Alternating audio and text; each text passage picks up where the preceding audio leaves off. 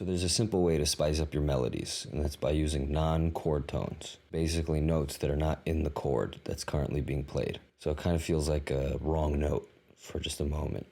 The way it tends to work is you have a chord tone, and then the wrong note, and then another chord tone. Right? So by sandwiching it in between, you can kind of get away with it in a nice way. So for the first example, we have this, and I'll highlight that wrong note.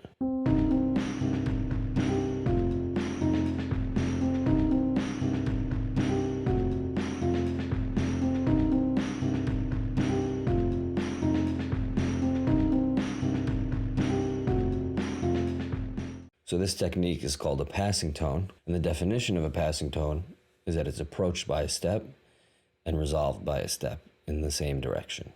And I'll put a link in the description to a PDF that has all this laid out in a neat way. For the next example, we have a neighboring tone, which is going to be also approached by a step and resolved by a step, but resolved by a step back in the other direction.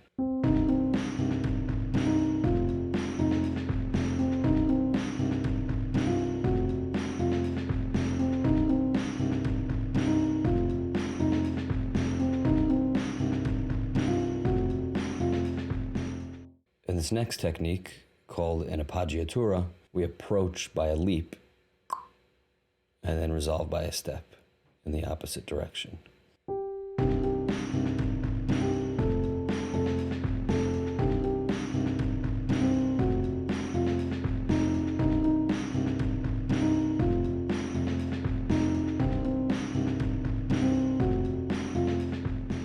This next example is called an escape tone, and it's kind of the opposite of the appoggiatura, where we approach by a step and then resolve by a leap.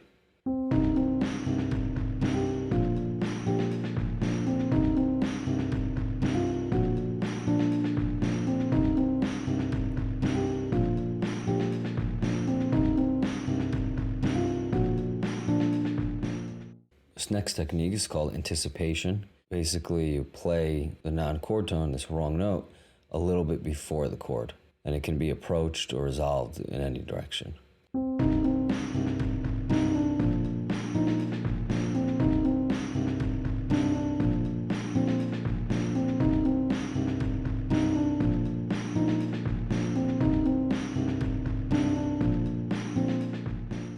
This next technique is called a suspension, and that's when you use a note from the previous chord and hold it basically over the next chord, creating that kind of wrong note, and then it resolves down.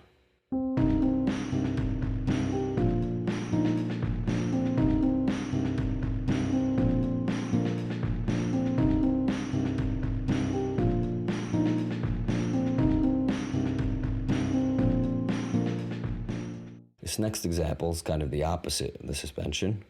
It resolves up, and it's called a retardation. Stop laughing.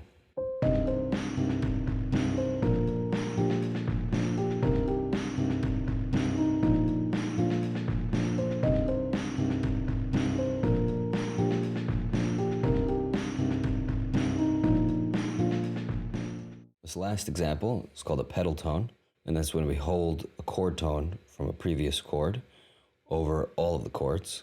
I use the chords from Radiohead's Everything in Its Right Place.